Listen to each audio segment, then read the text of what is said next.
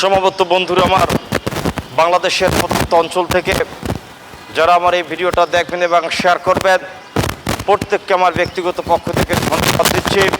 জাতির ক্লান্তি লগ্নে এবং বাংলাদেশের গণমানুষের চরম দুর্দিনে আজকে গণমানুষের কাছে সোশ্যাল মিডিয়া এসে যে বক্তব্য উপস্থাপন করতে যাচ্ছি, 5ই আগস্টে সরকার পতনের পরে বাংলাদেশের টেকনাফ থেকে তেঁতুলিয়া এবং রূপসা থেকে পাথুরিয়ার পদার্থ অঞ্চলের গরিব মেহনতি মানুষরা ভেবেছিলেন যে বাংলাদেশের গণমানুষের জানমালের নিরাপত্তা পাইবেন, মানুষ তার সিকিউরিটি পাইবেন এবং মানুষ খাদ্য বস্ত্রের সব কিছু নিরাপত্তা পাইবেন।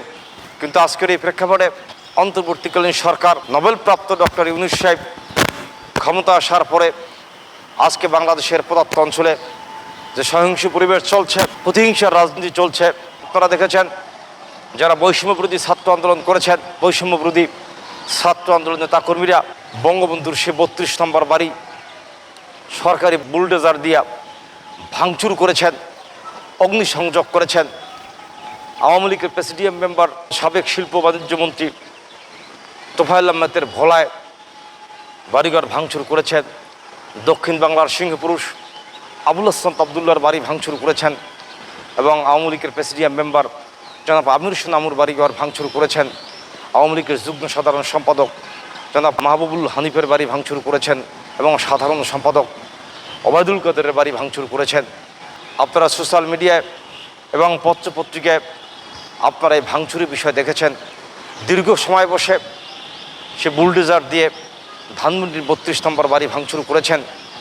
বঙ্গবন্ধুর সে 32 নম্বর বাড়িতে 1971 সনে বাংলাদেশের টেকনাফ থেকে তেঁতুলিয়া এবং রূপসা থেকে পাথুরিয়া জুড়ে যখন বাংলার প্রান্তরে স্বাধীনতার পর্ব ডাক উঠেছিলেন, সেই স্বাধীনতাকামী শক্তিরা, মুক্তিযোদ্ধারা সে 32 নম্বর বাড়িতে বসে যুদ্ধ সংগ্রামের যুক্তি পরামর্শ করেছেন এবং সে মুক্তিযোদ্ধাদের সাথে 32 নম্বর বাড়ির অনেক স্মৃতি রয়েছে এবং সেই স্মৃতির ধারাবাহিকতা ধরেই আওয়ামী লীগের রাজনীতি।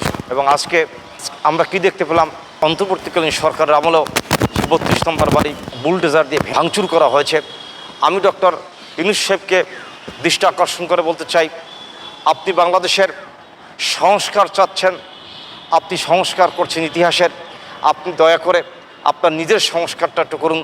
আপনার এই শাসন আমলে 32 নম্বর বাড়ি ভাঙচুর করা হয়েছে এবং বাংলাদেশের জাতীয় নেতাদের অনেকের বাড়ি ভাঙচুর করা হয়েছে এবং বুলডোজার দিয়ে ভেঙে চুরে চুরমার করা হয়েছে। আপনার এই শাসন আমলে বঙ্গবন্ধুর যে 32 নম্বর বাড়ি আপনি বুলডোজার দিয়ে ভাঙচুর করার উৎসাহিত করেছেন, সেই বিষয়ে আপনি ইতিহাসে অন্তর্ভুক্ত করবেন এবং আমি আপনাকে ইতিহাসে অন্তর্ভুক্ত করার উদ্যোক্ত আহ্বান করছি। আপনি বাংলাদেশে ভাঙচুরের রাজনীতির প্র্যাকটিস করছেন।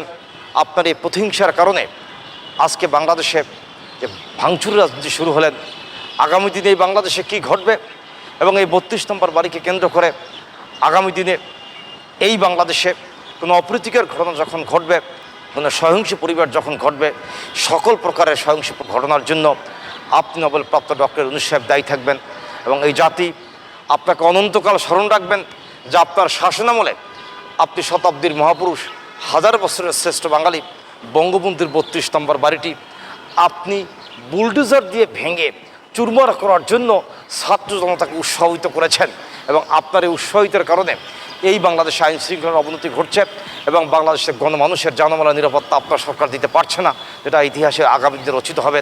এবং আমার বক্তব্য শেষ করার পূর্বে আপনাকে পুনর্বার স্মরণ করিয়ে দিতে চাই, আগামী দিনে এই ধ্বংসাত্মক রাজনীতি আপনি পরিহার করে এবং আপনি এই ধ্বংসাত্মক মানসিকতা পরিহার করে আপনি সুশৃঙ্খলভাবে দেশ চালানোর জন্য আপনাকে আহ্বান করছি। আপনি আপনার ছাত্র জীবনে বাংলাদেশের কোনো স্কুল কলেজ বা বিশ্ববিদ্যালয়ে আপনি রাজনীতি করেছেন, সেরকম কোনো রেকর্ড আপনি দেখাইতে পারবেন না। আপনি বাংলাদেশে কোনদিন রাজনীতি করেন নেই, আপনি আওয়ামী লীগ বলেন বা আপনি বিএনপি বলেন বা আপনি জামায়াত ইসলামী বলেন, আপনি কোনো রাজনৈতিক সংগঠনের সাথে কোনদিন জড়িত ছিলেন না বিধায় এই দেশের জন্য আপনার মায়া মমতা কম।